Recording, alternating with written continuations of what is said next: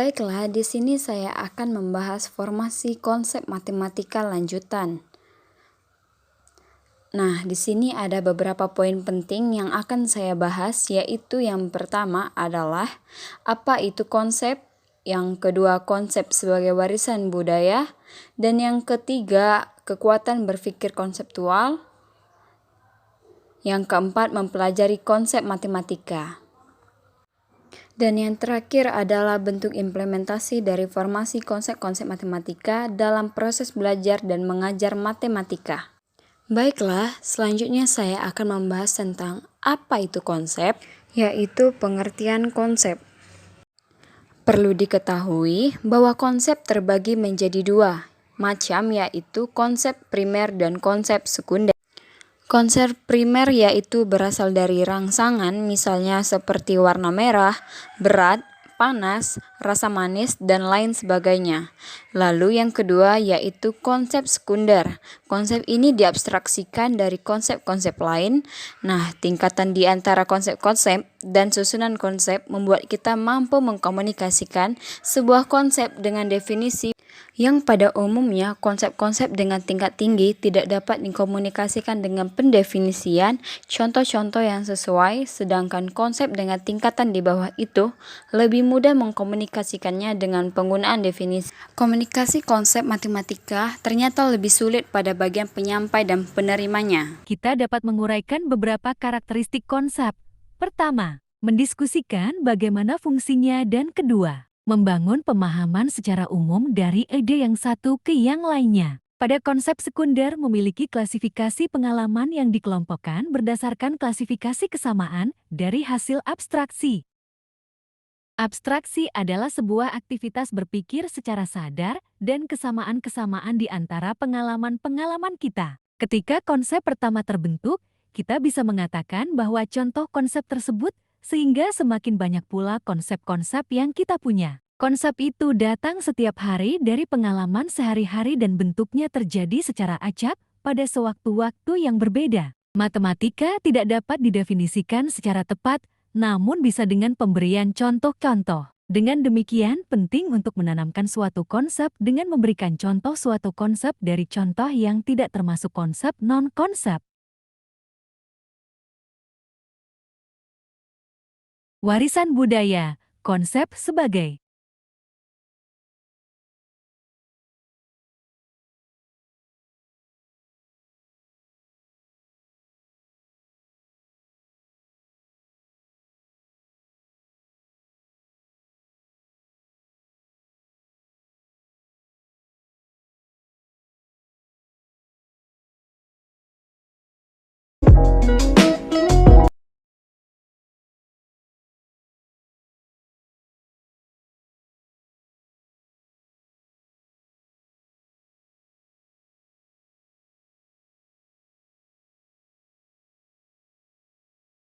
sebuah konsep, kita dapat mengetahui cara memproses data yang memungkinkan kita untuk menerapkan sepenuhnya pengalaman masa lampau yang berguna untuk masa kini. Selebihnya, konsep pada masa lalu diabstraksikan dan secara perlahan diakumulasikan dari generasi ke generasi selanjutnya, sehingga konsep tersebut siap kembali untuk membantu setiap individu baru membentuk konsep mereka sendiri. Inilah yang disebut dengan conceptual system. Perlu diketahui bahwa konsep dari orang-orang jenius dapat diberikan pada orang biasa, seperti misalnya konsep gravitasi yang merupakan hasil studi bertahun-tahun dari seorang yang jenius. Ternyata konsep ini bisa dipahami oleh ilmuwan-ilmuwan masa kini. Orang pertama yang membentuk konsep baru dengan tingkat seperti itu harus mengabstraksikannya sendiri. Jadi ia relatif tidak terbantu. Bahasa dapat dipakai untuk mengarahkan pikiran para ahli berikutnya, sehingga mereka mampu membuat penemuan yang sama dalam waktu yang lebih singkat, meskipun tingkat kecerdasan tiap orang itu tidak terlalu tinggi atau berbeda-beda. Evolusi matematika sebagai warisan budaya dapat dilihat sebagai deretan abstraksi yang selalu bertambah banyak, atau kutipan lainnya yang meluaskan pokok-pokok masalah. Secara khusus, matematika berasal dari bahasa Latin maintainin atau mathema yang berarti belajar atau hal yang dipelajari. Matematika dalam bahasa Belanda disebut wiskunde atau ilmu pasti, yang kesemuanya berkaitan dengan penalaran. Pengkajian matematika yang sistematis dalam kebenarannya sendiri dimulai pada zaman Yunani kuno antara tahun 600 dan 300 sebelum Masehi. Perlu diketahui bahwa matematika saat itu segera berkembang luas dan dapat interaksi antara matematika dan sains, sehingga menguntungkan kedua belah pihak. Nah, penemuan-penemuan matematika ini dibuat sepanjang sejarah dan terus berlanjut hingga kini.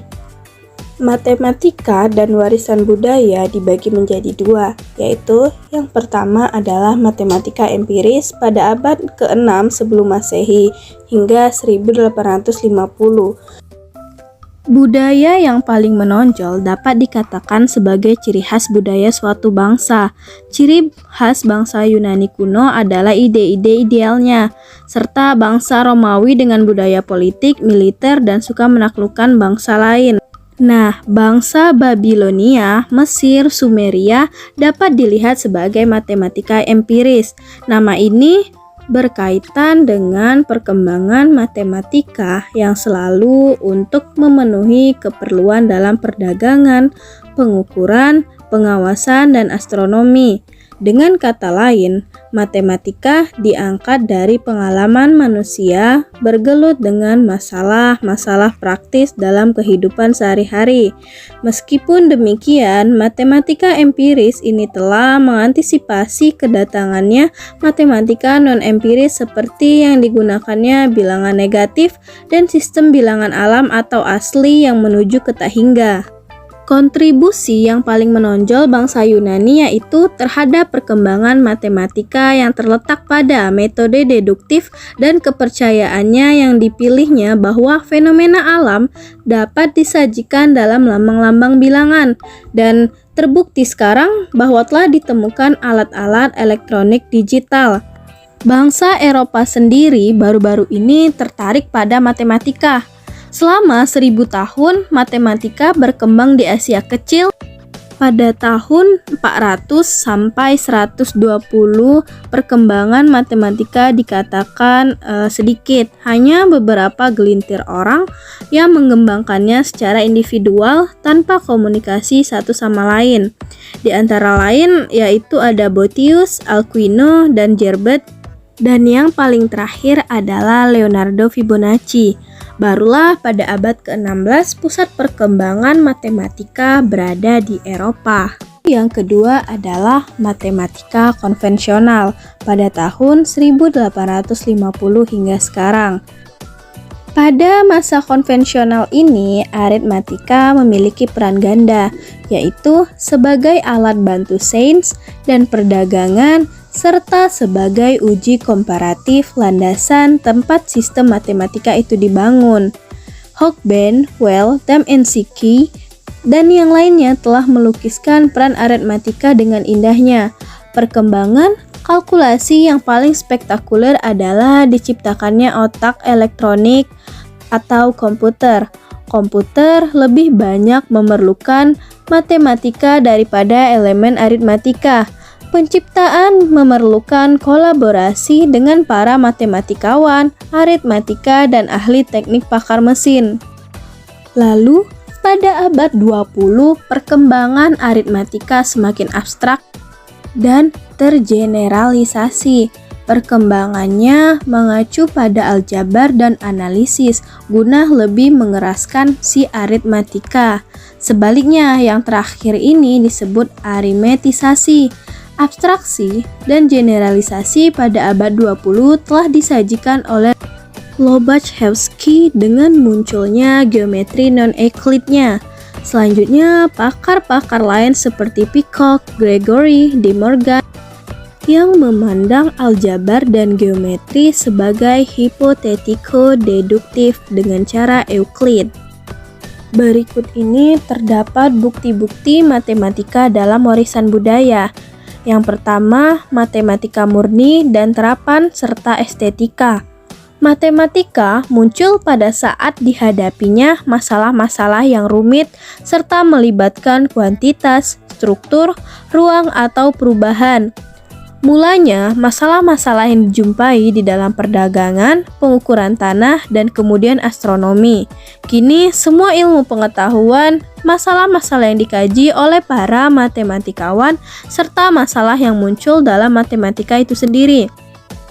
Misalnya, seorang fisikawan Richard Feynman yang menemukan rumus integral lintasan mekanika kuantum, yang mana menggunakan paduan matematika dan fisika, serta teori dawai masa kini, teori ilmiah yang masih berkembang yang berupaya mewujudkan 4 gaya dasar alami, terus saja mengilhami matematika baru.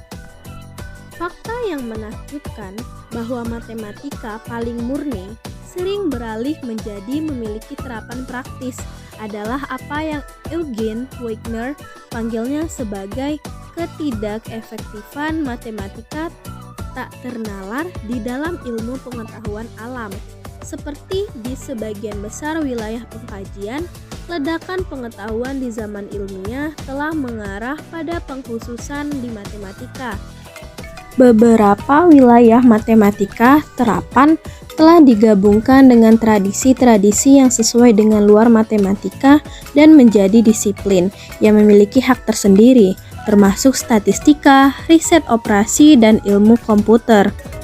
Selanjutnya, banyak matematikawan yang berbicara tentang keindahan, estetika yang dibayangkan dan dari dalamnya, kesederhanaan dan keumumannya dihargai. Terdapat keindahan di dalam kesederhanaan dan bukti-bukti yang diberikan, semisal bukti Euclid, yakni bahwa terdapat tak terhingga banyaknya bilangan prima, dan di dalam numerik yang anggun bahwa perhitungan laju yakni transformasi Fourier cepat G.H. Hardy di dalam A Mathematician's Apology mengungkapkan bahwa penganggapan estetika ini di dalamnya sendiri cukup untuk mendukung pengkajian matematika murni.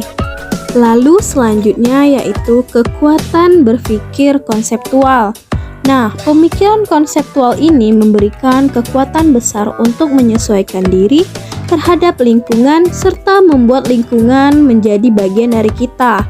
Kekuatan konsep juga datang dari kemampuan untuk mengkombinasikan dan menggabungkan berbagai pengalaman berbeda dan kelompok. Semakin abstrak suatu konsep, maka semakin membangkitkan kekuatan kita untuk melakukan klasifikasi. Selain itu, kontribusi lain dari kekuatan berpikir konseptual adalah dengan pendeknya daya ingatan kita. Semakin tinggi suatu konsep yang diwakili suatu simbol, maka semakin banyak pengalaman yang terkandung di dalamnya. Nah, matematika ini merupakan yang paling abstrak dan juga yang paling kuat untuk semua sistem teoritik, tetapi juga paling ekonomis untuk orang-orang bisnis serta ahli yang selalu menggunakannya dalam pekerjaan mereka.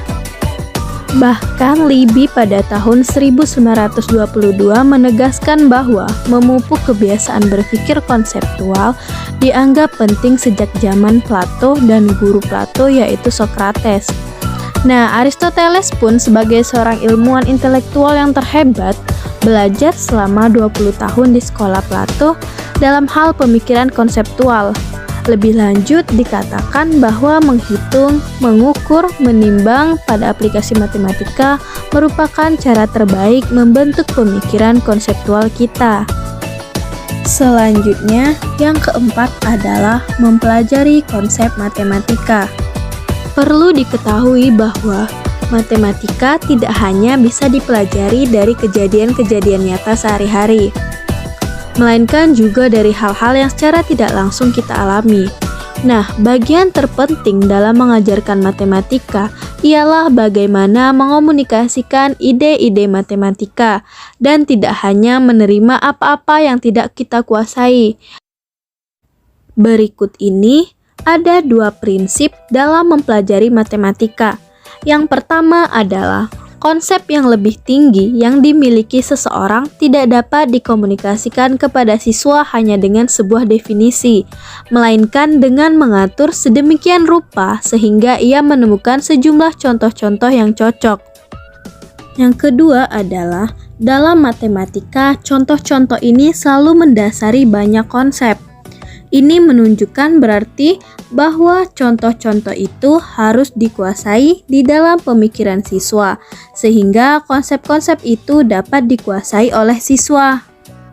Konseptual matematis umumnya berusaha untuk menumbuhkan pemahaman siswa terhadap konsep matematika yang berbeda dan mengurangi penekanan pada menghafal sekumpulan rumus dan prosedur. Banyak ahli matematika dan ahli kurikulum percaya bahwa pendekatan praktek terbaik adalah membantu siswa dalam memecahkan masalah dalam berbagai cara dan mempersiapkan mereka kepada tingkat matematika yang lebih tinggi, dikutip oleh Santa pada tahun 2008. Dalam belajar matematika, meskipun kita mampu mengkreasikan suatu konsep dalam pikiran kita, namun tidak lepas dari konsep-konsep matematika yang telah ditemukan oleh ahli matematika sebelumnya. Hal ini terutama pada tahap awal menjadikan dan pada kenyataannya dan kebanyakan siswa sangat bergantung pada pengajaran yang baik. Untuk mengetahui apa itu matematika, bagaimana mengajarkannya, dan bagaimana mengkomunikasikannya pada orang yang tingkat konseptualnya lebih rendah merupakan beberapa hal yang perlu diperhatikan, khusus mengenai bagaimana mengajarkan matematika pada orang yang tingkat konseptualnya lebih rendah saat ini kurang mendapat perhatian. Akibatnya banyak siswa selama sekolah tidak suka, bahkan takut terhadap matematika. Namun, banyak usaha yang telah dilakukan untuk memperbaiki hal ini. Misalnya, dengan memperkenalkan silabus model baru, penyajian yang lebih menarik, penyajian melalui video pembelajaran, dan lain-lain. Semua usaha ini akan lebih berarti bila proses mental yang terjadi dalam matematika juga diperhatikan. Dalam pembahasan ini, biarpun kita sedang membicarakan konsep-konsep matematika, namun kebanyakan contoh yang digunakan adalah non-matematika. Maka dari itu, konsep-konsep matematika dihasilkan dari beberapa pengabstraksian dan disimpulkan dari abstraksi-abstraksi dan seterusnya, sehingga alasan psikologis yang semula dalam bahaya menjadi hilang oleh kekomplekan contoh-contoh matematika. Bahkan setelah diperiksa, topik-topik sederhana seperti menghitung perkalian banyak memuat konsep-konsep tingkat rendah. Dan selanjutnya yang akan saya bahas adalah implementasi formasi konsep-konsep matematika dalam proses belajar mengajar matematika. Berdasarkan hasil kajian tentang formasi konsep-konsep matematika yang ditulis oleh Richard Scamm ini diperoleh pengetahuan baru tentang bagaimana penanaman konsep-konsep matematika kepada peserta didik. Dalam pembahasan ini saya sampaikan bahwa konsep terbentuk dari sejumlah pengalaman yang memiliki kesamaan secara umum. Banyak guru-guru yang mengajar memulai dari konsep definisinya dulu.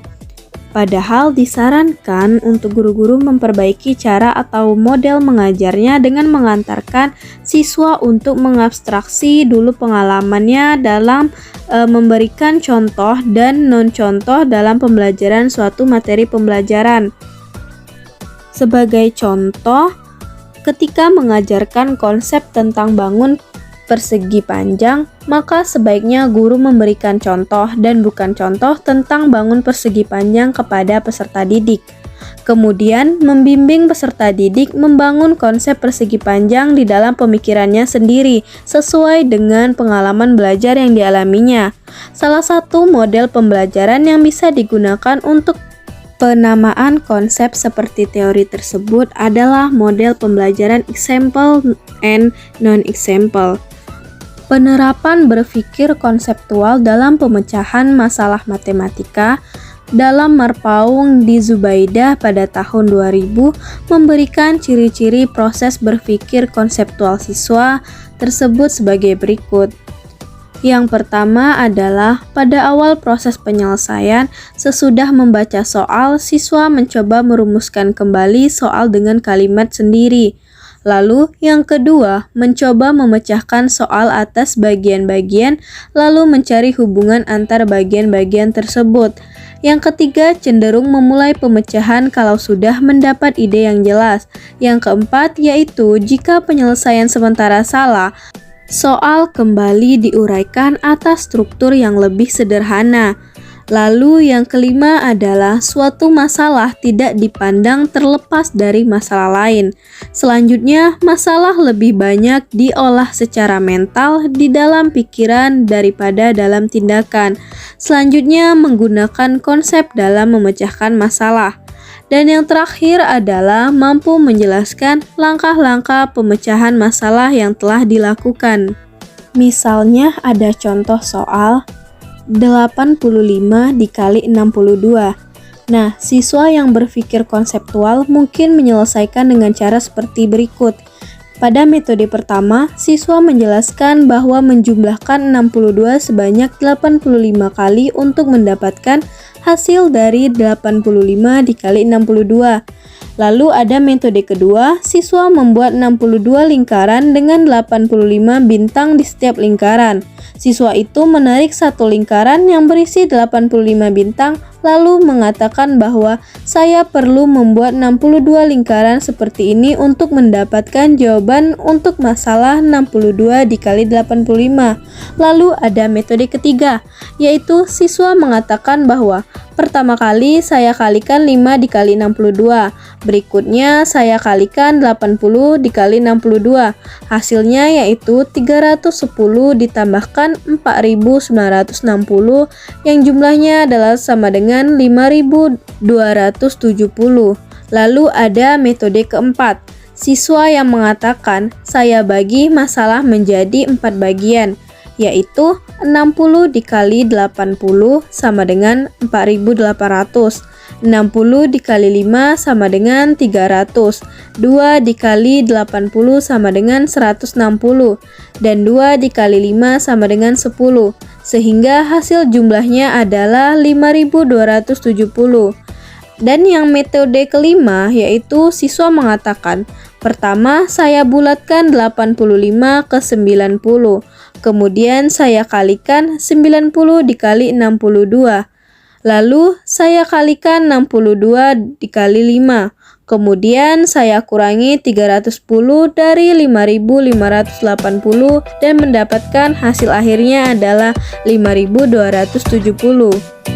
Karena pemecahan masalah itu sulit diselesaikan dengan kemampuan menghafal berbagai rumus, tetapi kemampuan memandang masalah secara keseluruhanlah yang diharapkan dalam menyelesaikan matematika. Maka dari itu, kita perlu menemukan konsep-konsep kunci sebagai dasar penentuan strategi penyelesaian masalah. Baiklah, kesimpulannya adalah masalah matematika tidak seperti soal matematika biasa yang dapat diselesaikan dengan langsung menggunakan rumus atau aturan yang sudah biasa digunakan. Akan tetapi membutuhkan pemahaman terhadap masalah secara keseluruhan, khususnya konsep-konsep yang terkait dalam masalah tersebut. Pemecahan masalah matematika sulit diselesaikan dengan mengandalkan kemampuan menghafal berbagai rumus dan prosedur penyelesaian masalah. Oleh karena itu, dibutuhkan kemampuan memandang masalah secara keseluruhan dari keterkaitan antara konsep-konsep dan menentukan konsep-konsep sebagai kunci dasar penentuan strategi penyelesaian masalah. Cara penyelesaian masalah seperti ini dikenal dengan penyelesaian masalah melalui pemikiran konseptual.